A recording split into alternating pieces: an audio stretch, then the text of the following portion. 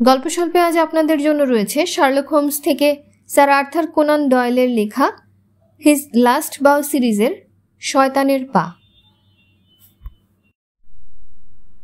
কথায় আছে ঢেকি স্বর্গে গেলেও ধান ভাঙে। শার্লক হোমস বায়ু পরিবর্তনের জন্য কর্নওয়াল উপদ্বীপের একেবারে শেষ প্রান্তে পলধু উপসাগরের কাছে একটা ছোট্ট কুটিরে ডাক্তারের নির্দেশে বাস করছিলেন। সঙ্গে তার অভিন্ন হৃদয় বন্ধু ও সহকারী ডক্টর ওয়াটসনও রয়েছেন। কিছুদিনের জন্যে অন্তত লন্ডনের মামলাগুলি থেকে মুক্তি পেয়েছে ওরা। কিন্তু না, আচম্বিতে এমন একটা ঘটনা ঘটে গেল যে ওরা সে ঘটনার সঙ্গে জড়িয়ে গেলেন। কর্নওয়ালের এই অংশটাতে গ্রামগুলো চেনা যায় এলোমেলোভাবে এখানে ওখানে তৈরি গির্জার চূড়োগুলো দিয়ে। সবচেয়ে কাছের গ্রামটার নাম ছিল ট্রেডানিক ওল্লাস। সেখানে প্রায় 102 লোক একটা বহু পুরনো শ্যাওলা ধরা গির্জাকে ঘিরে কুটির তৈরি করে বাস করছিল। ওই প্যারিসের ধর্মীয় এলাকা। যাজক মিস্টার রাউন্ডহে ছিলেন প্রত্নতত্ত্বে বেশি আগ্রহী, আর সেই জন্যেই হোমসের সঙ্গে তার আলাপ জমেছিল। ভদ্রলোক মাঝবয়সী, স্থূলকায় ও অমায়িক। স্থানীয় উপকথার ভাণ্ডার ছিল তার। চায়ের নিমন্ত্রণে তার বাড়িতে গিয়ে আলাপ হয় মিস্টার মর্টিমার ট্রেগেননিসের সঙ্গে।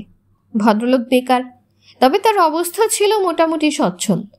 যাজকের ছড়ানো বড় বাড়িটারই 2 ঘর ভাড়া নিয়ে ট্রেগেননিস বাস করছিলেন। উদ্দেশ্য বোধ করে যাজকের সীমিত আয়ের অঙ্কটা একটু বাড়িয়ে দেওয়া। যাজক অবিবাহিত, সুতরাং এই অবস্থায় খুশিই হয়েছিলেন। কিন্তু তবুও বলতে হয় যে ভাড়াটের সঙ্গে তার কোনো বিষয়েই মিল ছিল না। ভাড়াটে ট্রেগেননিস ছিলেন রোগা, কালো, চোখে চশমা আর হাঁটতেন কুঁজো হয়ে, যে মনে হতো হয়তো তিনি প্রতিবন্ধী। অল্পক্ষণের আলাপেই বোঝা গিয়েছিল যাজকটি বেশি বকবক করেন, আর তার ভাড়াটি নিতান্তই স্বল্পভাষী, বিষণ্ণ, চিন্তামগ্ন। অন্যদিকে চোখ ফিরিয়ে যেন নিজের চিন্তাতেই বিভোর। 16ই মার্চের একদিন, সেদিনটা সম্ভবত মঙ্গলবার ছিল, হঠাৎ ওই 2 জন ভদ্রলোকই হোমসদের ঘরে এলেন 7 সকালে। হোমস আর ওয়াটসন তখন প্রাতরাশ সেরে প্রাত্যহিক ভ্রমণে বেরোবার আগে ধূমপান করছিলেন। যাজকটি উত্তেজিত কণ্ঠে বললেন, মিস্টার হোমস, কাল রাতে একটা শোচনীয় কাণ্ড ঘটে গেছে। আপনি এখানে আছেন, ভগবানের অশেষ দয়া বলতে হবে। যাজকটি বললেন, প্রথমে আমার কয়েকটা কথাই বরং শুনুন, পরে দরকার হলে খুঁটিনাটি তথ্য ট্রেগেননিসের কাছেই জেনে নেবেন বা সরাসরি রহস্যের স্থলে গিয়ে হাজির হবেন। শুনুন তাহলে বলি। আমার এই বন্ধুটি গত সন্ধ্যাটা কাটিয়েছেন ওদের 2 ভাই ওয়েন আর জর্জ এবং বোন ব্রেন্ডারের সঙ্গে। ওদের বাড়ি ট্রেডানিক ওয়ার্থাতে। বাড়িটা এই বিস্তীর্ণ প্রান্তরের মধ্যে পাথরের একটা ক্রসের কাছে। ইনি 10টার কিছু পরে ফিরে আসেন। তার আগে ওরা সকলে বহাল তবিয়তে আনন্দ করে খাবার টেবিলে বসে তাস খেলছিলেন। আজ সকালে উনি খুব ভোরেই ওঠেন। প্রাতরাশের আগে ওইদিকে বেড়াতে যাচ্ছিলেন। পথে ডক্টর রিচার্ডস গাড়িতে করে চলেছেন দেখতে পান। ওর কাছেই জানতে পারেন ট্রেডানিক ওয়ার্থা থেকে জরুরি ডাক পেয়েই তিনি যাচ্ছেন। মর্টিমার ট্রেগেননিস ডাক্তারের সঙ্গেই তার গাড়িতে যান। ওখানে পৌঁছে দেখেন অদ্ভুত কাণ্ড কারখানা। 2 ভাই, 1 বোন তখনও টেবিল ঘিরে বসে, যেমনটা গত রাত্রিতে দেখে গিয়েছিলেন। তাসগুলো সামনে সাজানো, মোমবাতিগুলো বাতিদানে পুড়ে পুড়ে শেষ হয়ে গেছে। বোন চেয়ারে পেছনে হেলে বসে আছেন, তবে সম্পূর্ণ মৃত। আর ওপাশে 2 ভাই পুরোপুরি পাগল, হাসছেন, চেঁচাচ্ছেন আর গান করছেন। সকলের মুখে ভয়ঙ্কর ছাপ। বাড়িতে রাঁধুনি মিসেস পোর্টার ছাড়া আর কারো দেখা পাওয়া যায়নি। জানা গেল উনি রাতে ভালোই ঘুমিয়েছেন, আর কোনো সারা শব্দও পাননি। কিছু খোয়াও যায়নি এবং কোনো কিছু এলোমেলোও হয়নি। কিসের ভয়ে একজন স্ত্রীলোক মারা গেলেন আর 2 জন শক্ত সমর্থ লোক পাগল হয়ে গেলেন, তাহারও কোনো হদিস মেলেনি। যাজকটি অনুনয়ের সঙ্গে বললেন, অনুগ্রহ করে এই ব্যাপারটার সমাধানে সাহায্য করলে কৃতজ্ঞ থাকব মিস্টার হোমস। শার্লক হোমস বিশ্রাম নিতে এসেছিলেন। ভেবেছিলেন এড়িয়ে যাবেন ব্যাপারটা, কিন্তু যাজকের তীব্র মুখচ্ছবি আর চিন্তাকুটিল ভ্রু দুটি দেখেই বোঝা গেল সে আশা দুরাশা। অল্পকাল চুপচাপ বসে রইলেন হোমস, তারপর শেষে বললেন, আচ্ছা, দেখবক্ষণ ব্যাপারটা। ওপর ওপর যতটা বুঝেছি ঘটনাটা খুব সাধারণ নয়। আপনি কি ওখানে গেছেন মিস্টার রাউন্ডহে? না মিস্টার হোমস, মিস্টার ট্রেগিনিস ফিরে আমাকে জানাতেই আমি ওকে সঙ্গে করে নিয়ে বেরিয়ে পড়েছি আপনার সঙ্গে পরামর্শ করতে। হোমস বললেন, আচ্ছা, যেখানে ঘটনা ঘটেছে সেটা এখান থেকে কত দূর? যাজক বললেন, বেশি না, মাইলখানেক হবে হয়তো। তাহলে চলুন, হেঁটেই যাই। হোমস বললেন, তবে মিস্টার ট্রেগিনিস, তার আগে কয়েকটা প্রশ্ন আপনাকে করতে চাই। ভদ্রলোক উদ্গ্রীবভাবে কম্পিত কণ্ঠে বললেন, মিস্টার হোমস, আপনি যা জানতে চান জিজ্ঞাসা করুন। অপ্রিয় হলেও আমি সত্যি কথা বলবো। হোমস জিজ্ঞাসা করলেন, আপনাকে খাওয়া দাওয়ার পরে চলে আসার সময় কে দরজা খুলে দিয়েছিল? মিস্টার ট্রেগানিস বললেন, মিসেস পোর্টার শুয়ে পড়েছিলেন, আমি নিজেই দরজা খুলে বেরিয়ে যাই, আর ঘরে বেরিয়ে যাবার সময় দরজাটা টেনে দিয়ে যাই। আর এও বলে রাখি, রাতের খাওয়ার পর দাদা জর্জ হুইস্ট খেলার প্রস্তাব করায় রাত 9টা নাগাদ আমরা খেলা শুরু করি। 10:15টায় আমি খেলা ছেড়ে উঠে পড়ি। আমি যখন চলে আসি তখনও অন্যেরা টেবিলের ধারে বসেছিলেন খুশি মনেই। আজ সকালে যখন গেলাম, জানালা দরজা সেই অবস্থায় আছে দেখলাম। অপরিচিত কোনো এক লোক যে বাড়িতে এসেছিলেন তারও কোনো চিহ্ন নেই। অথচ ওরা দেখলাম বদ্ধ পাগল হয়ে গেছে ভয় পেয়ে, আর ব্রেন্ডার বেচারি তো মরেই গেছে, আর মাথাটা চেয়ারের হাতলের উপর ঝুলছিল। আমার মনে হয় এ কাজ নিশ্চয়ই কোনো শয়তানের কাজ। এবার হোমস জিজ্ঞাসা করলেন, আচ্ছা মিস্টার ট্রেগিনিস, কোনো কারণে আপনি পরিবারের থেকে বিচ্ছিন্ন হয়েছিলেন বলে মনে হয়, কারণ আপনি ওদের ছেড়ে আলাদা ঘর ভাড়া করেছিলেন। সেটা সত্যি মিস্টার হোমস, যদিও সেটা একটা পুরনো ঘটনা, কিন্তু তা তো অনেক দিন আগেই মিটে গেছে। ট্রেগিনিস বললেন, আসলে রেড রুথে আমাদের একটা টিনের খনির পারিবারিক ব্যবসা ছিল। পরে আমরা সেটা বেচে দিই একটা কোম্পানিকে এবং সকলে অবসর নিই। যথেষ্ট টাকা পয়সা পেয়েছিলাম আমরা, তবে অস্বীকার করব না, টাকা পয়সার ভাগাভাগি নিয়ে কিছু উত্তাপের সৃষ্টি হয়েছিল। মনোমালিন্য ঘটেছিল সে কারণে।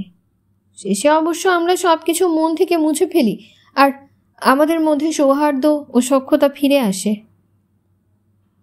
হোমস তীক্ষ্ণ স্বরে জিজ্ঞাসা করলেন, আচ্ছা, সেদিন সন্ধ্যাবেলার ঘটনাগুলো আরেকবার ভেবে দেখুন তো। এমন কিছু মনে পড়ে কিনা যা থেকে এই শোচনীয় ঘটনার সমাধান করা যায়? ভালোভাবে চিন্তা করে দেখুন তো কোনো সূত্র পান কিনা, যাতে আমার অনুসন্ধানের কিছু সুবিধা হয়। আচ্ছা, গতকাল রাতে আপনার ভাই বোনের মেজাজ ভালো ছিল তো? আর কোনো বিপদ ঘনিয়ে আসছে এরকম আশঙ্কা কি তাদের চোখে মুখে ছিল? মর্টিমার ট্রেগিনিস এক মুহূর্তে স্থির থেকে সরব হয়ে গম্ভীর স্বরে বললেন, একটা জিনিস বেশ মনে পড়ছে। আমি টেবিলে বসেছিলাম জানালার দিকে পেছন করে, আর দাদা জর্জ তাস খেলায় আমার অংশীদার জানালার দিকে মুখ করে বসেছিলেন। একবার দাদাকে দেখলাম আমার কাঁধের উপর দিয়ে দূরদৃষ্টিতে কিছু একটা দেখছেন, তাই মুখ ফিরিয়ে আমিও তাকালাম সেদিক। জানালাটা বন্ধ, কিন্তু খড়খড়ি ওঠানো ছিল।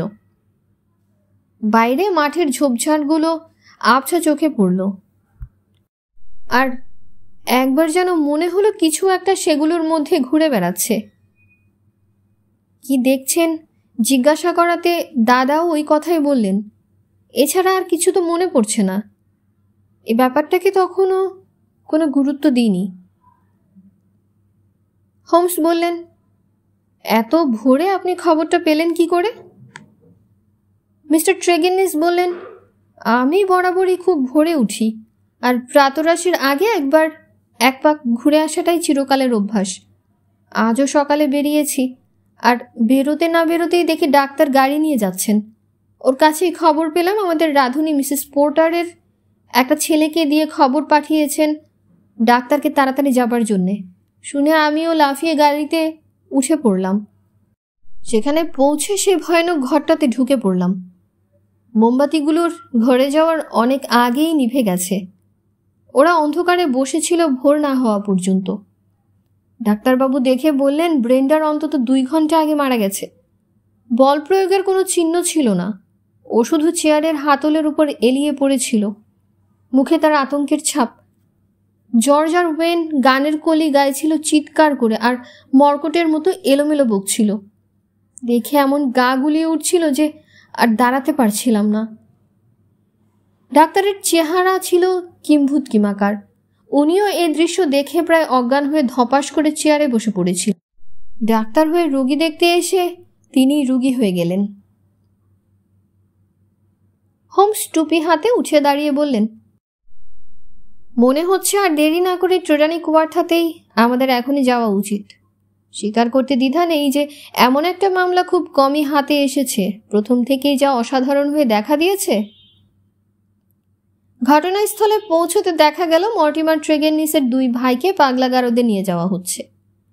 বাড়িতে ঢুকে হোমসরা দেখলেন বসবার ঘরের সেই জানালাটা বাগানের দিকেই মুখ করা। মর্টিমার ট্রেগেনিসের ধারণা এই বাগান থেকেই অশুভ জিনিসটা ভিতরে ঢুকে এ কাণ্ড করেছে। বিভীষিকা মুহূর্তের মধ্যে এদের মনের শক্তি ভেঙে চুরমার করে দিয়েছে। হোমস ধীর গতিতে চিন্তিত মুখে কখনো ফুলের টবগুলোর আশেপাশে, আবার কখনো পথ ধরে হেঁটে চললেন। ওয়াটসনরা একসময় বারান্দায় গিয়ে উঠলেন। হোমস এত অন্যমনস্ক ছিলেন যে গাছে জল দেবার ঝাড়িটার ওপর হুমড়ি খেয়ে পড়ে সেটা উল্টে দিলেন। ফলে ওয়াটসন ও হোমসের পা ভিজে জবজবে হয়ে গেল, আর বাগানের পথটাও কাদা কাদা হয়ে গেল। বাড়ির ভেতরে বয়স্কা কর্নিশ মহিলা মিসেস পোর্টার হোমসের সঙ্গে দেখা করলেন এবং সরলভাবেই হোমসের সব প্রশ্নের উত্তর দিতে লাগলেন। রাতে তিনি কোনো রকম আওয়াজ শুনতে পাননি জানালেন। মালিকরা সবাই রাতে খুবই আনন্দেই ছিলেন। এতটা স্বাচ্ছন্দ্য আর খোশ মেজাজে বরং আগেই কখনো নজরে আসেনি জানালেন। সকালবেলা ঘরে ঢুকে ওদের এই শোচনীয় অবস্থা দেখে ভয়ে অজ্ঞান হয়ে যাচ্ছিলেন প্রায়। পরে একটু সামলে নিয়ে জানালা খুলে দিয়েছিলেন যাতে সকালের হাওয়া ঘরে ঢোকে। তারপর তিনি গলি ধরে ছুটে একটা রাখাল বালককে পাঠিয়ে দেন ডাক্তারের কাছে। বোনটিকে মানে ব্রেন্ডারকে দোতলায় ওর বিছানায় শুয়ে রাখা হয়েছে। ভাই দুটিকে পাগলাগারদের গাড়িতে তুলে 4 জন সন্ডামার্কা লোকও হিমশিম খেয়েছে। উনি আর একদিনও এ বাড়িতে থাকতে রাজি নন। ওই দিন বিকালেই সেন্ট উপসে আত্মীয় স্বজনদের কাছে চলে যাবেন বলে জানালেন। হোমসরা সিঁড়ি দিয়ে উঠে মহিলার মৃতদেহ দেখছিলেন। মিস ব্রেন্ডার ট্রেগেনিস প্রায় মাঝবয়সী হলেও দেখতে সুন্দরী ছিলেন। রং চাপা, কিন্তু মুখশ্রী সুন্দর। এই প্রাণহীন অবস্থাতেও ভয়ের একটা যেন রেশ তখনও তার মুখে লেগে রয়েছে। হোমস হালকা দ্রুত পায়ে নিচে ঘরটায় পায়চারি করতে লাগলেন যেখানে ঘটনাটা ঘটেছিল। লোহার ঝাঁঝরিতে গত রাতের পোড়া কাঠগুলো রয়েছে। টেবিলের উপর দেখা গেল 4টে পুড়ে যাওয়া মোমবাতির ফোঁটা ফোঁটা মোম গলে গলে আগুনে ও টেবিলের ওপরে উঁচু হয়ে জমা হয়ে আছে। তাসগুলো টেবিলের উপর ছড়ানো। হোমস বিভিন্ন চেয়ারে একবার করে বসে আবার উঠে পড়ছিলেন, আবারও বসছিলেন, আবার চেয়ারগুলোকে টেবিলের কাছে টেনে নিয়ে গতকালের মতো সাজিয়ে দিলেন। পরীক্ষা করে দেখলেন ওখান থেকে বাগানের কতটা দেখা যায়। ঘরের মেঝে, ভিতরকার ছাদ, অগ্নিস্থান সবই খুঁটিয়ে পরীক্ষা করলেন। হোমস জিজ্ঞাসা করলেন, আচ্ছা, আগুন জ্বলা হলো কেন বলতে পারেন? বসন্তকালের সন্ধ্যায় এরকম একটা ছোট ঘরেও কি ওরা বরাবর আগুন জ্বালাতেন? মর্টিমার ট্রেগেনিস বুঝিয়ে দিলেন, গত রাতে ঘরটা ঠান্ডা স্যাঁতস্যাঁতে ছিল বলে তিনি আসবার পর আগুন জ্বালানো হয়। তাহলে এবার কি করবেন মিস্টার হোমস? উনি জিজ্ঞাসা করলেন। হোমস হঠাৎ প্রসঙ্গ পাল্টে ওয়াটসনের বাহুতে ঠেস দিয়ে বললেন, এখনও ধূমপান করা যাক। তারপর বললেন, এবার আমরা বাড়ি ফিরে যাই, যা দেখার দেখে নিয়েছি। আর মিস্টার ট্রেগেনিস, আপনার সঙ্গে পরে যোগাযোগ করছি, কেমন? বিদায়। বন্ধু কটেজে ফিরে এসে অনেকক্ষণ হোমসের আর সারা শব্দ পাওয়া গেল না। তিনি একটা চেয়ারে গুটিসুটি মেরে চিন্তায় ডুবে রইলেন। শেষ পর্যন্ত মুখ থেকে পাইপ নামিয়ে এক লাফে উঠে দাঁড়ালেন। হেসে বললেন, এভাবে হবে না ওয়াটসন, বরং সমুদ্রের ধারে পাহাড়গুলোয় চলো বেড়াতে যাই, আর পাথরের তৈরি তীরের সন্ধান পাওয়া যায় কিনা খুঁজে দেখি। এই সমস্যার সূত্রগুলোর চেয়ে ওগুলোই সহজলভ্য হবে বোধহয়। দরকারি তথ্য না পাওয়া গেলে মাথা ঘামানো অনেকটা শুধু শুধুই ইঞ্জিন চালানোর মতো হবে। পাহাড়ে চক্কর দিতে দিতে হোমস বলে চললেন, ওয়াটসন, এখন ব্যাপারটাকে নানা দিক থেকে পর্যালোচনা করা যেতে পারে। সামান্য যা কিছু জানতে পারা গেছে সেটা নখদর্পণে রাখা দরকার, যাতে নতুন কোনো তথ্য পেলে সেটাকে আমরা কাজে লাগাতে পারি। প্রথমেই পরিষ্কার করে আমাদের মনে রাখতে হবে, মানুষের ব্যাপারে শয়তানের অনুপ্রবেশ আমরা মেনে নিতে রাজি নই। সুতরাং সেরকম কোনো ধারণা কিছুতেই যেন মনে স্থান না পায়। কেমন, ঠিক তো? তাহলে ব্যাপারটা দাঁড়াচ্ছে, 3 জন লোক অসম্ভব রকম নির্যাতিত হয়েছেন, জানা বা অজানা মানুষের দ্বারাই। এটাই নির্মম সত্য। আর এটা ঘটল কখন? মর্টিমারের কথা সত্যি বলে মেনে নিলে বোঝা যায় ব্যাপারটা ঘটেছে তিনি ঘর থেকে চলে যাওয়ার পর। এটা আমাদের ভালো করে মনে রাখতে হবে। আচ্ছা, ধরে নেওয়া যাক ঘটনাটা ঘটেছে গতকাল রাতে, মর্টিমার বেরিয়ে যাবার কয়েক মিনিটের মধ্যেই। তাসগুলো তখনও টেবিলে ছড়ানো, ওদের ঘুমোতে যাবার সময় পার হয়ে গিয়েছিল, অথচ ওরা চেয়ার ছেড়ে ওঠেনি বা চেয়ার পেছনে হটিয়ে দেয়নি। আবার বলি, তাহলে ঘটনাটা ঘটেই ছিল মর্টিমার চলে যাবার অব্যবহিত পরে, এবং রাত 11টার পরে কিছুতেই নয়। আমাদের এখন প্রাথমিক কাজ হলো যতটা পারা যায় মর্টিমারের গতিবিধি এবং ঘর থেকে বেরিয়ে উনি কোথায় গিয়েছিলেন, কি করেছিলেন, এসব পরীক্ষা করে মিলিয়ে দেখা। জলের ঝাড়ি উল্টে নোংরামি করে কি কায়দায় ভিজে বালির উপর তার পায়ের ছাপ ভালোভাবে জোগাড় করেছে নিশ্চয়ই লক্ষ্য করেছো তুমি। কাল রাতেও বৃষ্টি হয়েছিল, তাই ভালো একটা নমুনা পাওয়াতে অন্যান্য ছাপের মধ্যে ওর ছাপটা চিনে নিয়ে অনুসরণ করতে বেগ পেতে হয়নি। দেখে মনে হলো তিনি তাড়াতাড়ি পা ফেলে চলে গিয়েছিলেন বাড়ির দিকে। তাহলে মর্টিমার দৃশ্যপট থেকে অন্তর্হিত হওয়ার পর বাইরের কেউ খেলোয়াড়দের ভীষণ বিপদে ফেলে, কিন্তু সেই লোকটি কে বা কিভাবে এমন আতঙ্কের সৃষ্টি করেছিল তা ধরা যাচ্ছে না। মিসেস পোর্টারকে বাদ দেওয়া যেতে পারে, বোঝাই যায় ওর দ্বারা কোনো ক্ষতি হয়নি। হোমস হঠাৎ নির্লিপ্ত হলেন এই প্রসঙ্গ থেকে। তারপর যাই হোক, হোমস পাহাড়ে ঘুরতে ঘুরতে 2 ঘন্টা করে কেল্টিক জাতি ও সভ্যতা, পাথরের তীরের ফলা, পুরনো খোলামকুচি প্রভৃতি নিয়ে হালকা চালে এমন সব আলোচনা করলেন যে মনেই হবে না কোনো অশুভ সমস্যা সমাধানের অপেক্ষায় রয়েছেন। বিকেলবেলায় কুটিরে ফিরে একজন আগন্তুককে হোমসদের জন্য বসে থাকতে দেখবার আগে পর্যন্ত এ মামলার কথা তাদের মনে পড়েনি। আগন্তুকের পরিচয় কোনো দরকার ছিল না। সেই বিশাল দেহ, এবড়ো থেবড়ো খাঁচ পড়া মুখ, দৃপ্ত চোখ, বাজ পাখির মতো নাক, কাঁচা পাকা চুল যা আমাদের কুটিরের ছাদ ছুঁই ছুঁই, আর দাড়ি যার নিচের দিকটা সোনালি আর ওপরের দিকটা ঠোঁটের কাছটা সাদা, কিছুটা আবার সবসময় চুরুট খাবার জন্য নিকোটিনের দাগ ধরা। এ চেহারা লন্ডন ও আফ্রিকাতে সুপরিচিত। ইনি হলেন প্রচণ্ড ব্যক্তিত্বপূর্ণ ডক্টর লিও স্টার্নডেল, বিখ্যাত সিংহ শিকারী আর আবিষ্কারক। তিনি হোমসকে সাগ্রহে জিজ্ঞাসা করলেন, এই অদ্ভুত ব্যাপারের রহস্য উদ্ঘাটনে কোনো অগ্রগতি হয়েছে কিনা। কাউন্টি পুলিশ কোনো কাজের নয় বললেন তিনি, তবে আপনার ব্যাপক অভিজ্ঞতা হয়তো সহায়ক হবে সম্ভাব্য ব্যাখ্যায় পৌঁছাতে। আমি আপনার গোপন কথার অংশীদার হতে চাইছি এই কারণে যে এখানে অনেককাল থাকার সুবাদে এই ট্রেগেন্নিস পরিবারকে ভালোভাবে জানবার সুযোগ পেয়েছি। এদের এই দুর্ঘটনাও সংকটের স্বভাবতই বড় আঘাত হয়েই আমায় বেজেছে। তাহলে বলেই ফেলি, আমি আফ্রিকার পথে প্লিমাথ পর্যন্ত গিয়েছিলাম। আজ সকালে খবর পেয়ে সোজা ফিরে এসেছি অনুসন্ধানে সাহায্য করতে। হোমস বললেন, তাহলে তো সে জাহাজে আপনার আর যাওয়া হলো না। ডক্টর স্টার্নডেল বললেন, পরেরটায় যাব। ওরা আমার আত্মীয় ছিল, ওদের এই অবস্থায় ছেড়ে যাওয়া কি শোভন? হোমস বললেন, প্লিমাথে সকালবেলার খবরের কাগজে নিশ্চয়ই আপনি এই খবরটা পাননি। আগে না, আমি টেলিগ্রাম খবর পেয়েছিলাম। যাজক মিস্টার রাউন্ডহে টেলিগ্রামটা করেছিলেন আমাকে। ডক্টর স্টার্নডেল এবার জানতে চাইলেন, মিস্টার হোমস, যদি আপনি কিছু মনে না করেন তাহলে বলি, আপনার সন্দেহ কোনো বিশেষ দিকে মোড় নিয়েছে কিনা সেটা জানাতে আশা করি আপনার বাধা নেই। হোমস বললেন, এই মামলায় বিষয়টা আমার কাছে পুরোপুরি পরিষ্কার নয়, তবে একটা সিদ্ধান্তে পৌঁছতে পারবই আশা করছি। এর চেয়ে আর কিছু তো এখনই বলতে পারছি না। এতক্ষণ বৃথাই সময় নষ্ট করেছি। এখানে বসে থেকে লাভ নেই বলে বিখ্যাত ব্যক্তিটি বেশ একটু উষ্মার সঙ্গেই ঘর থেকে বেরিয়ে গেলেন, আর 5 মিনিটের মধ্যেই হোমসও তাকে অনুসরণ করলেন। সন্ধ্যের আগে হোমসের দেখা পাওয়া গেল না।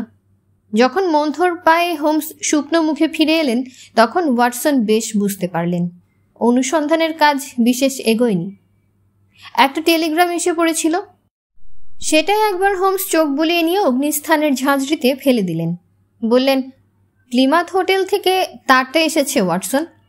যাজকের কাছ থেকে নামটা জেনে নিয়ে ওদের টেলিগ্রাম করেছিলাম ডক্টর লিও স্টার্নডেলের কথা সত্যি কিনা পরখ করতে। মনে হচ্ছে উনি রাতটা হোটেলেই কাটিয়েছেন, কিছু মালপত্র জাহাজে চলে গেছে, আর উনি ফিরে এসেছেন তদন্তে উপস্থিত থাকতে। এ ব্যাপারটা শুনে তোমার কি মনে হচ্ছে বলো তো ওয়াটসন? ওয়াটসন মন্তব্য করলেন, উনি খুব বেশি মাত্রায় আগ্রহী। ঠিক বলেছ। হোমস বললেন, বেশি রকমই আগ্রহী।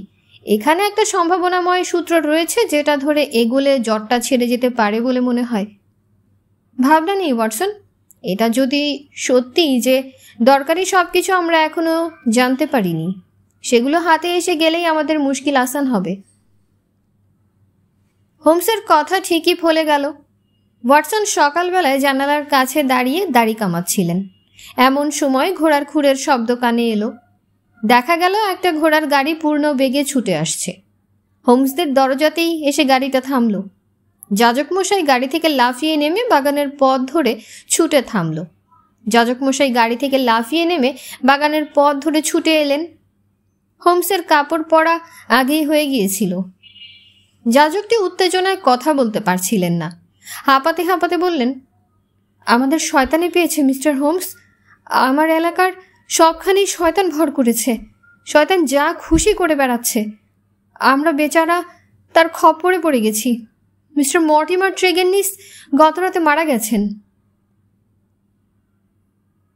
হোমস উত্তেজনায় লাফিয়ে উঠলেন। বললেন, আপনার ওই গাড়িটা আমাদের দুজন ধরবে? ওয়াটসন, চলো। প্রাতরাশ থাক, এক্ষুনি চলো। মিস্টার রাউন্ডহে, চলুন, আমরা তৈরি।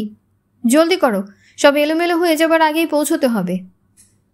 ডাক্তার, পুলিশ আসবার আগেই হোমসরা গিয়ে হাজির হলেন। ঘরের ভেতরটা ভীষণ গুমট। ভাগ্যিস চাকরটা ঢুকে জানলাটা খুলে দিয়েছিল, তা না হলে আরও অসহ্য মনে হতো। একটা কারণ হয়তো এই যে মাঝের টেবিলটায় একটা বাতি কেঁপে কেঁপে জ্বলছিল, আর ধোঁয়াও বের হচ্ছিল সেটা থেকে। তার পাশেই চেয়ারে হেলান দিয়ে মৃত মর্টিয়ার বসেছিলেন। পাতলা দাড়ি সামনের দিকে উঁচু হয়ে আছে, চশমাটা কপালের ওপর তোলা, রোগা কালো মুখটা জানালার দিকে ফেরানো, আর মুখে সেই ভয়ার্ত কোচকানো ভাব যা তার বোনও মুখে দেখা গিয়েছিল।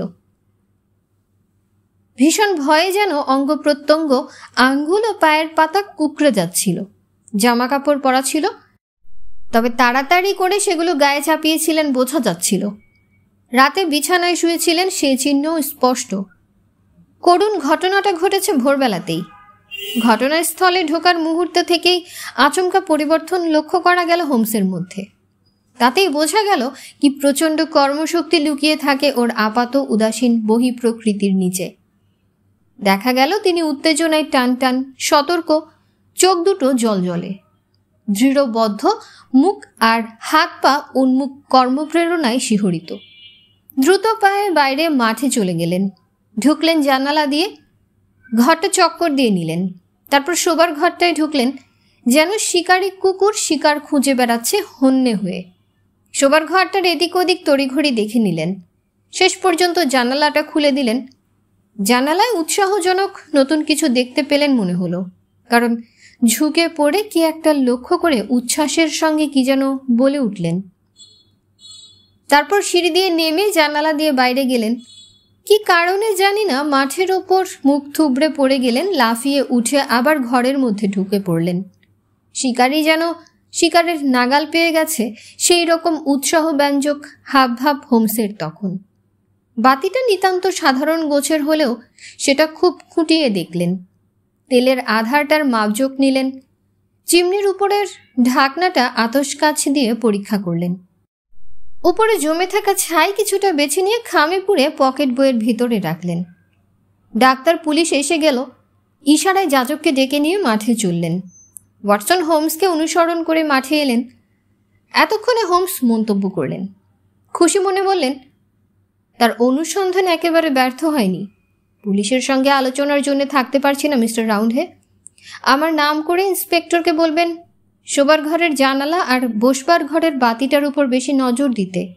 প্রত্যেকটা থেকে কিছু কিছু নিশানা পাওয়া যাবে, আর দুটো মিলিয়ে সঠিক সিদ্ধান্তে পৌঁছানো যাবে। পুলিশের আর কিছু যদি জানার থাকে তাহলে তাদের কেউ যেন আমার বাংলোয় গিয়ে দেখা করে। তাহলে ওয়াটসন, এবার চলো। বাড়ি ফিরে পুরো 3টে দিন ধরে হোমস নানা রকম পরীক্ষা নিরীক্ষা চালাতে লাগলেন। মারা যাবার দিন মর্টিমার ট্রেগেননিসের ঘরে যেরকম বাতি ছিল ঠিক সেই রকম একটা বাতি কিনে এনে সেটায় ট্রেগেননিসের বাতিতে যে তেল ছিল সে তেল ভরলেন। এ তেল কতক্ষণ জলে সেটা পরখ করলেন। তারপর একটু বেয়ারা রকমের একটা পরীক্ষা করলেন। এ পরীক্ষার মধ্যে ঝুঁকি ছিল জীবনে। ওয়াটসনও এ পরীক্ষায় অংশগ্রহণ করেছিলেন, তা ভুলতে পারেননি এখনো। হোমস বললেন, আমার সিদ্ধান্ত এই যে দুইবার অদ্ভুত রকম বিষাক্ত আবহাওয়ার সৃষ্টি হয়েছিল। দুটি ঘটনার ক্ষেত্রেই আগুন জ্বলেছে। প্রথমবার আগুনে জ্বলা হয়েছিল শীত নিবারণের জন্য, আর দ্বিতীয়বার ঘরে বাতি জ্বলছিল, অর্থাৎ বাতি জ্বালাবার সঙ্গে বিষক্রিয়ার শুরু বা বিষাক্ত আবহাওয়ার সৃষ্টির সম্পর্ক আছে। অন্তত ধরে নেওয়া যেতে পারে আগুনে এমন কিছু পোড়ানো হয়েছিল যাতে দুবারই অদ্ভুত বিষাক্ত আবহাওয়া সৃষ্টি হতে পারে। কেমন, ঠিক তো? প্রথমবার অর্থাৎ ট্রেগেননিসের আপনজনদের বেলায় জিনিসটা আগুনে ছিটিয়ে দেওয়া হয়েছিল।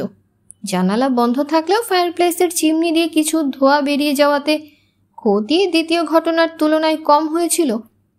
দ্বিতীয়বার ধোঁয়া বেরিয়ে যাওয়ার সুযোগ প্রায় ছিলই না, তাই ফলটাও হয়েছিল মারাত্মক। প্রথম ঘটনায় শুধু মিস ব্রেন্ডার মারা গেছেন, বেশি স্পর্শকাতর বলেই হয়তো, আর অন্যেরা পাগল হয়ে গেছেন। সাময়িকভাবে না, চিরতরে ঠিক জানি না, তবে সেটাই ভেষজটির প্রাথমিক প্রতিক্রিয়া।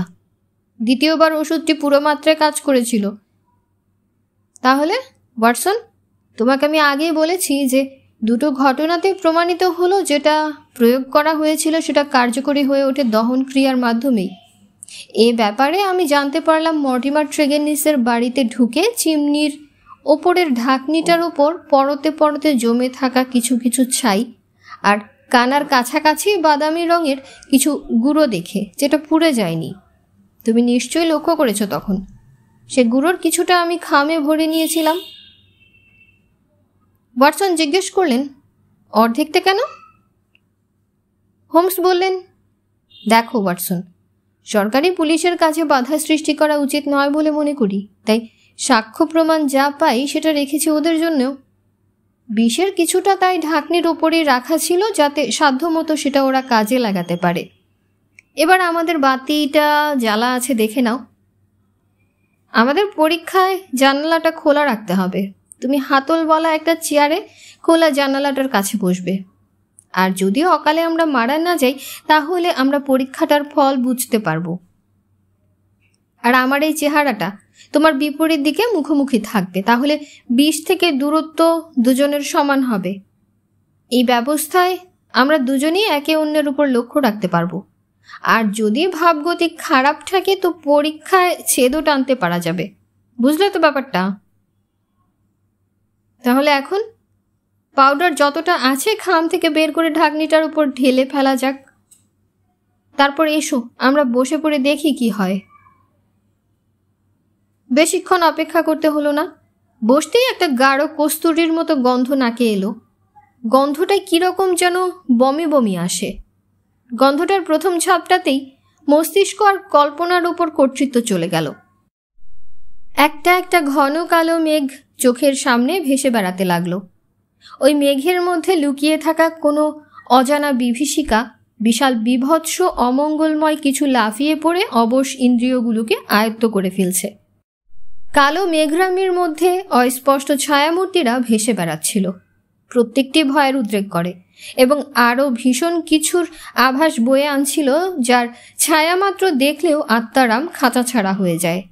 একটা ভয় ওয়াটসনকে পেয়ে বসেছিল। আতঙ্কে তিনি যেন জমে যাচ্ছিলেন।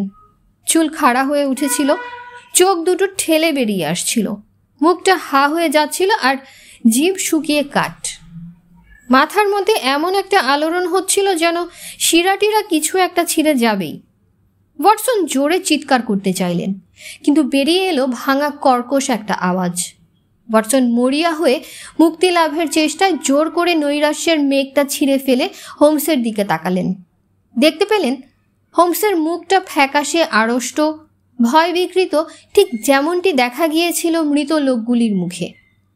এই দেখে মুহূর্তে ওয়াটসন কাণ্ডজ্ঞান আর শক্তি ফিরে পেলেন। চেয়ার থেকে উঠে পড়ে হোমসকে দুহাতে জড়িয়ে ধরলেন। তারপর দুজনে টলতে টলতে দরজা দিয়ে বেরিয়ে ঘাসের উপর ধরাস করে পড়ে গেলেন। তারপর কিছুক্ষণ ওরা পাশাপাশি শুয়ে রইলেন। ওদের মনের গভীর থেকে ভয়টা আস্তে আস্তে উঠে যাচ্ছিল, ভূপৃষ্ঠ থেকে কুয়াশার মতো। আরও কিছু পরে ওরা একেবারে স্বাভাবিক হয়ে উঠলেন। দেখতে দেখতে হোমস আবার তার স্বভাবসিদ্ধ আধা রসিক আধা নিস্পৃহ ব্যক্তিত্বে পুনঃপ্রতিষ্ঠিত হয়ে গেলেন। বললেন, আমাদের আর নতুন করে পাগল হবার কি দরকার বলো? যখনই আমরা এ পরীক্ষা ঠিক করেছিলাম তখনই তো পাগলামের ভূত আমাদের চেপেছিল ধরে নেওয়া যায়। তবুও স্বীকার করছি, পরীক্ষার ফলটা এত দ্রুত ও সাংঘাতিক হবে বুঝতে পারিনি। তারপর দৌড়ে ঘরের মধ্যে ঢুকে জ্বলন্ত বাতিটা লম্বা হাতে ধরে কাটা গাছের ঝোপের মধ্যে ফেলে দিলেন। ঘরটা একটু হাওয়া খেলতে দেওয়া যাক। শোচনীয় ঘটনাগুলো কিভাবে ঘটেছে আশা করি সে সম্বন্ধে তোমার মনে সন্দেহের লেশমাত্র নেই ওয়াটসন। ওয়াটসন বললেন, আমি নিঃসন্দেহ। উদ্দেশ্যটা কিন্তু আগের মতো ধোয়াটে রয়ে গেল। এসো এই ছায়া ঘেরা জায়গাটায় বসে বিষয়টা আলোচনা করা যাক। হোমস বললেন, প্রথম ঘটনার সাক্ষ্য প্রমাণ যা পাওয়া যাচ্ছে তাতে মর্টিমার ট্রেগেননিসের লোকটাকেই দোষী ধরে নেওয়া যায়। যদিও আবার দেখা যাচ্ছে দ্বিতীয় ঘটনায় তিনি হলেন বলি। মনে রাখতে হবে, প্রথমত পারিবারিকভাবে একটা কলহের কথা শোনা গেছে, পরে নাকি সেটা মিটমাটও হয়ে যায়। ঝগড়াটা কতটা তীব্র ছিল বা মিটমাটটা কতটা আন্তরিক ছিল বলতে পারছি না। মর্টিমার ট্রেগেননিসের কথায় মনে পড়ে, তার ধূর্ত শিয়ালের মতো মুখখানা আর চশমার আড়ালে চকমকে কুতকুতে চোখ দুটো দেখে তাকে খুব একটা ক্ষমাশীল চরিত্রের লোক বলে আমার মনে হয়নি। তারপর ধরো বাগানে কেউ চলে ফিরে বেড়াচ্ছিল, এই ধারণাটাও তারই সৃষ্টি, আর এটার জন্য অল্পক্ষণের জন্য হলেও আমাদের মনোযোগ অন্যদিকে আকৃষ্ট হয়েছিল। এভাবে আমাদের পথে বিপথে চালিত করার পেছনে তার মতলব কাজ করছিল। আর ছেড়ে চলে যাবার আগে গুরু জিনিসটা যদি সেই আগুনে ছড়িয়ে না দিয়ে থাকে তবে আর কার পক্ষে সে কাজ করা সম্ভব? সে চলে যাবার পরই ব্যাপারটা ঘটে। অন্য কেউ এসে থাকলে পরিবারের লোকেরা টেবিল ছেড়ে অন্তত উঠে দাঁড়াতো, এবং কর্নওয়ালের মতো নির্জন জায়গায় রাত 10টার পরে অতিথি অভ্যাগত আসে না। তাহলে আমরা ধরে নিতে পারি সাক্ষ্য প্রমাণ মর্টিমার ট্রেগেননিসকেই অপরাধী বলে চিহ্নিত করছে। ওয়াটসন জিজ্ঞাসা করলেন, তাহলে তার নিজের মৃত্যুটা কি আত্মহত্যা? হোমস বললেন, সেটা একেবারে অসম্ভব বলেও মনে হয় না ওয়াটসন। নিজের পরিবারের লোকজনকে এই বিপদে ফেলার জন্যে অপরাধবোধ জেগে উঠলে অনুশোচনার তাড়নায় আত্মহত্যা করাও সম্ভব, কিন্তু এরকম সিদ্ধান্তের বিপক্ষে কতগুলো অকাট্য যুক্তি রয়েছে। সৌভাগ্যের কথা, ইংল্যান্ডে এমন একজন আছেন যিনি এ ব্যাপারের সব কিছুই জানেন। তার নিজের মুখ থেকে কথাগুলো যাতে আজ বিকেলে শুনতে পারা যায় তার ব্যবস্থা করছি। ওহো, উনি দেখছি একটু আগেই এসে গেছেন। দয়া করে এদিকটায় আসবেন ডক্টর লিও স্টার্নডেল। একটা রাসায়নিক পরীক্ষা চালাচ্ছিলাম বলে ঘরের ভিতরটায় আপনার মতো বিশিষ্ট অভ্যাগতকে অভ্যর্থনা জানাবার মতন অবস্থায় নেই। আগেই বাগানের গেটটা খোলার শব্দ পেয়েছিলাম। এখন দেখলাম পথ ধরে এগিয়ে আসছেন জাদ্রেল চেহারার বিখ্যাত আফ্রিকার সেই অভিযাত্রী। ওয়াটসনরা যেখানে বসেছিলেন সেই গাছগাছালি ঘেরা জায়গাটার দিকে একটু বিস্ময়ের সঙ্গে তিনি অগ্রসর হলেন। আমাকে ডেকে পাঠিয়েছেন মিস্টার হোমস? ডক্টর স্টার্নডেল বললেন। ঘণ্টাখানেক আগে আপনার চিঠিটা পেয়েই আসছি, যদিও জানি না আপনার এই পরোয়ানা মেনে নিলাম কেন। হোমস বললেন, আপনি চলে যাবার আগে আশা করছি যে সে ব্যাপারটা পরিষ্কার হয়ে যাবে। তবু আপনি যে দয়া করে এসেছেন সেজন্য আমি কৃতার্থ। আসলে আমরা যা নিয়ে আলোচনা করতে চলেছি সেগুলো বেশ ঘনিষ্ঠভাবে আপনার ব্যক্তিসত্তার সঙ্গে জড়িত, তাই আমরা আলোচনার জায়গাটায় এমন বেছেছি যাতে বাইরের কোনো লোক আড়ি পেতে আমাদের কথা শুনতে না পায়। ডক্টর স্টার্নডেল ভাবাচাকা খেয়ে বললেন, আমি তো ঠিক বুঝতে পারছি না, আপনি এমন কি কথা বললেন যা ব্যক্তিগতভাবে এবং নিবিড়ভাবে আমাকে বিচলিত করতে পারে? মর্টিমার ট্রেগেনিসকে হত্যার ব্যাপারটা, হোমস বললেন। ডক্টর স্টার্নডেলের ভয়াল মুখ রাগে কালো হয়ে উঠল। চোখ দুটো যেন আগুনের ভাটা, আর কপালের শিরাগুলো উত্তেজনায় ফুলে উঠে যেন জট পাকিয়ে গেল। ঘুষি বাগিয়ে তিনি হোমসের দিকে তেড়ে গেলেন। তারপর হঠাৎ হেসে ফেললেন। অনেক কষ্টে নিজেকে সামলে নিয়ে নিরুত্তাপ ঋজু শান্ত ভাব অবলম্বন করলেন, কিন্তু এটা যেন আগেকার মেজাজি বিস্ফোরণের চেয়েও সাংঘাতিক। বললেন, আমি বর্বরদের মধ্যে আইনের আওতার বাইরে এত দীর্ঘদিন কাটিয়েছি যে আমার একটা ধারণা হয়ে গেছে আমি যা করি তাই আইন। কথাটা মনে রাখলে ভালো করবেন মিস্টার হোমস, কারণ আপনার অনিষ্ট করার ইচ্ছে আমার নেই। হোমস বললেন, আপনারও অনিষ্ট করার মতলব আমার নেই ডক্টর স্টার্নডেল, আর তার সবচেয়ে বড় প্রমাণ হলো এই যে অনেক কিছু জেনেও আমি আপনাকে ডেকে পাঠিয়েছি, পুলিশকে নয়। স্টার্নডেল আটকে উঠলেন। তার দুঃসাহসিক জীবনে বোধহয় এই প্রথম একটু ভয় পেলেন। হোমসের ব্যবহারে এমন শান্ত শক্তি প্রকাশ ছিল যা অমান্য করা শক্ত। আগন্তুক কিছুক্ষণ যেন তোতলা হয়ে গেলেন। উত্তেজনায় বিশাল হাত দুটো খুলছিলেন আর বন্ধ করছিলেন। শেষ পর্যন্ত বললেন, কি বলতে চাইছেন আপনি? এটা যদি ভাওতা হয় মিস্টার হোমস, তাহলে জেনে রাখবেন আপনার লোক নির্বাচন খুব খারাপ হয়েছে। ঠাড়ে ঠোড়ে না বলে সোজাসুজি বলুন তো কি বলতে চাইছেন। হোমস বললেন, মিস্টার ট্রেগেনিসকে হত্যা করার ব্যাপারে আপনি আত্মপক্ষ সমর্থন করবেন? ডক্টর স্টার্নডেল রুমাল দিয়ে কপালটা মুছে নিয়ে বললেন, বাবা বলিহারি আপনাকে, এরকম বিরাট ধাপ্পাবাজি দিয়ে এতদিন সাফল্য অর্জন করেছেন বুঝি? হোমস কঠোরভাবে বললেন, ধাপ্পা তো আমি দিইনি, দিচ্ছেন আপনি। প্রমাণ হিসেবে কতগুলো ঘটনার কথা আপনাকে বলছি, যার উপর নির্ভর করেই আমরা সিদ্ধান্তে পৌঁছেছি। আপনি প্লিমাথ থেকে ফিরে এলেন বেশিরভাগ মালপত্তর আফ্রিকার জাহাজে তুলে দিয়ে। সে সম্বন্ধে বলার কিছু নেই, তবে তা থেকেই আমি ধরে নিয়েছিলাম এই নাটক ফের জমাতে হলে আপনার কথা ভালোভাবেই মনে রাখতে হবে। আর আপনি এখানে এসে জানতে চেয়েছিলেন কাকে আমি সন্দেহ করি। আমি সে প্রশ্নের জবাব দিতে অস্বীকার করি। আপনি তারপর চলে যান যাজকের বাড়িতে। সেখানে বাইরে কিছুক্ষণ অপেক্ষা করে শেষ পর্যন্ত নিজের ঘরে ফিরে যান। ডক্টর স্টার্নডেল বললেন, কি করে জানলেন আপনি?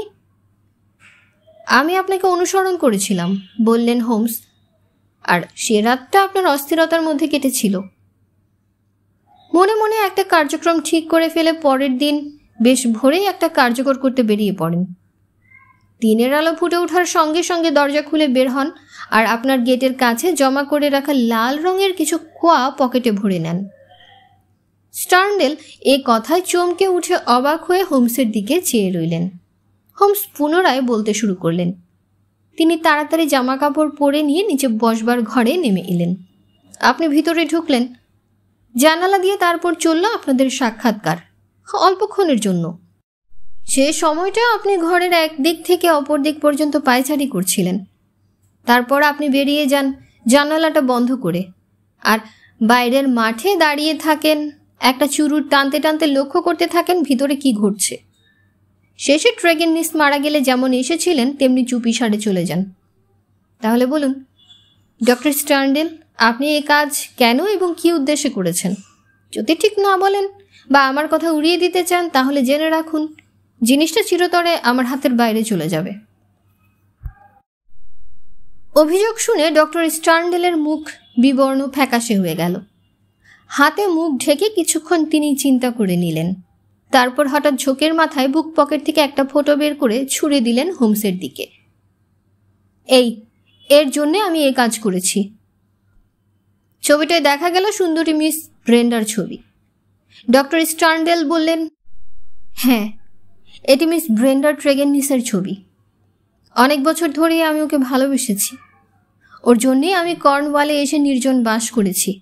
কারণটা অজ্ঞাত ছিল বলে অনেকে এতে বিস্মিত হয়েছে। আমার স্ত্রী বর্তমান থাকায় আমি ওকে বিয়ে করতে পারিনি। অনেক দিন ছাড়াছাড়ি হয়ে গেলেও ইংল্যান্ডের হতচ্ছাড়া আইনের জন্যে বিবাহ বিচ্ছেদ করা যায়নি।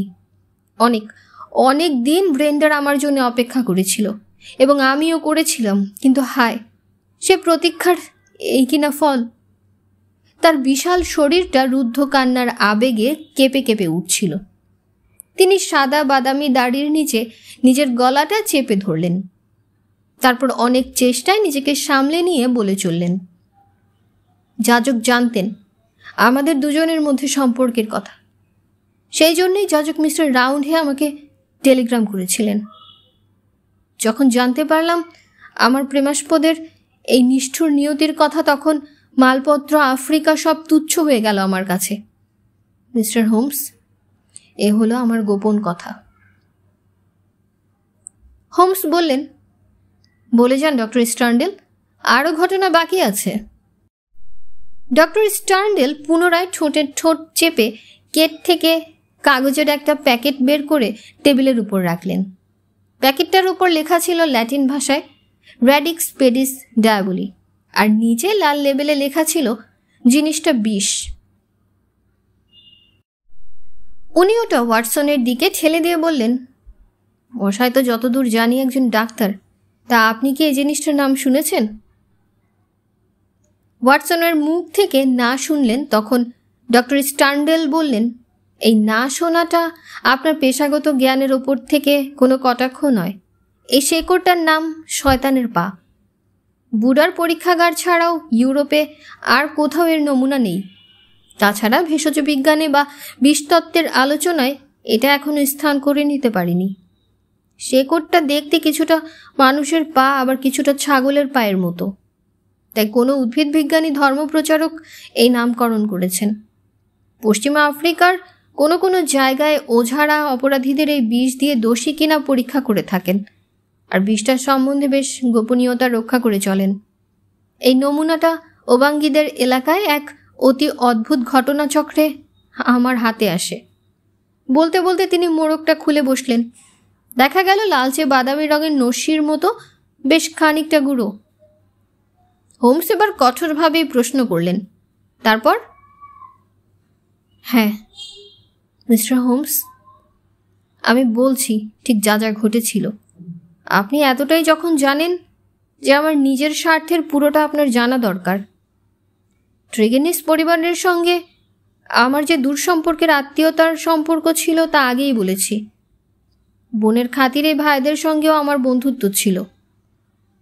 পয়সাকড়ির ব্যাপারে পরিবারে একটা বিবাদ দেখা যায়, যার ফলে এই মর্টিমার লোকটার সঙ্গে অন্যান্যদের মন কষাকষি হয়। পরে একটা মিটমাট হয়ে গিয়েছিল বোধ করি, তাই অন্যান্যদের মতো এর সঙ্গেও মেলামেশা করতাম। লোকটা ধূর্ত ছিল, সূক্ষ্ম বুদ্ধিসম্পন্ন আর কুচিটেও ছিল। সপ্তাহ 2 আগেও আমার বাড়িতে আসে। সে সময় আফ্রিকার অনেক মজার জিনিস ওকে দেখাই, তার মধ্যে এই গুঁড়োটাও দেখাই আর গুণাগুণের কথা বলি কেমন করে এটা প্রয়োগ করলে মস্তিষ্কের ভয় জাগানো কেন্দ্রটা উদ্দীপিত হয়। আর হতভাগ্যকে আফ্রিকার ওঝারা এটা দিয়ে পরীক্ষা করেন, সে পাগল হয়ে যায় বা মৃত্যুবরণ করে। আমি এ কথাও জানিয়েছিলাম ইউরোপীয় বিজ্ঞানের সাহায্যে এর বিষক্রিয়া ধরা যায় না। কি করে ওটা হস্তগত করে তা বলতে পারবো না। আমার মনে হয় যখন আমি আলমারি খুলছিলাম বা নিচু হয়ে বাক্সগুলো নিয়ে ব্যস্ত ছিলাম, তখনই ও কিছু পরিমাণ গুঁড়ো বিষ হাতিয়ে নেয়। আমার বেশ মনে পড়ছে কি পরিমাণ দিতে বা কতক্ষণে এটা কাজ করে খুঁটিয়ে আমার কাছে জেনে নিয়েছিল। তখন স্বপ্নেও ভাবিনি ওইসব প্রশ্নের পেছনে কোনো ব্যক্তিগত দুরভিসন্ধি রয়েছে। প্লিমাথে যাজকের টেলিগ্রাম পাওয়ার আগে পর্যন্ত আর এসব কথা মনে হয়নি। বদমাসটা ভেবেছিল খবর পাওয়ার আগেই আমার সমুদ্রযাত্রা শুরু হয়ে যাবে, আর বছরের পর বছর আমি আফ্রিকায় বেপাত্তা হয়ে থাকব। যাজকের টেলিগ্রাম পেয়ে আমি কিন্তু সঙ্গে সঙ্গেই ফিরে এলাম। ঘটনার খুঁটিনাটি শুনেই ঠিক বুঝতে পারলাম যে এ বিষটাই ব্যবহার করা হয়েছে। আমি আপনার সঙ্গে দেখা করতে এসেছিলাম এই ভেবে, যদি ঘটনার অন্য কোনো ব্যাখ্যা আপনার মাথায় এসে থাকে, কিন্তু সেরকম কোনো হদিস পেলাম না। আমার স্থির বিশ্বাস হলো মর্টিমার ট্রেগেননিসি হত্যাকারী। টাকার জন্যে পরিবারের অন্য লোকেরা পাগল প্রমাণিত হলে এজমালি সম্পত্তির মালিক সে হবে, এই ভেবেও হয়তো শয়তানটা শেকড় চূর্ণ প্রয়োগ করেছিল। ফলে ভাই দুজন পাগল হয়ে গেল আর বোন তো মারাই পড়ল। আমি হারালাম আমার একমাত্র ভালোবাসার ধনকে। এই হলো ওর অপরাধ। কিন্তু কি শাস্তি হবে এই অপরাধের? আমি কি আইনের আশ্রয় নেব? কিন্তু প্রমাণ করব কি করে? আমি না হয় জানি তথ্যগুলি সত্য, কিন্তু আমাদের দেশের জুরিকে কি এই অদ্ভুত ঘটনা বিশ্বাস করানো যাবে? হয়তো যাবে, কিংবা যাবে না, কিন্তু বিফল হলে তো চলবে না। আমার প্রাণ চাইছে প্রতিশোধ, বদলা। তাই আমি নিজের হাতেই আইন তুলে নিলাম। সিদ্ধান্ত নিলাম নিজের হাতেই ওকে শাস্তি দেব। এই হলো আমার কাহিনী মিস্টার হোমস। কোনো স্ত্রীলোককে ভালোবেসে থাকলে এ অবস্থায় আপনিও এরকমটা করতেন। যা হোক, আমি নিজেকে আপনার হাতে তুলে দিচ্ছি। আপনি যা করতে চান করতে পারেন।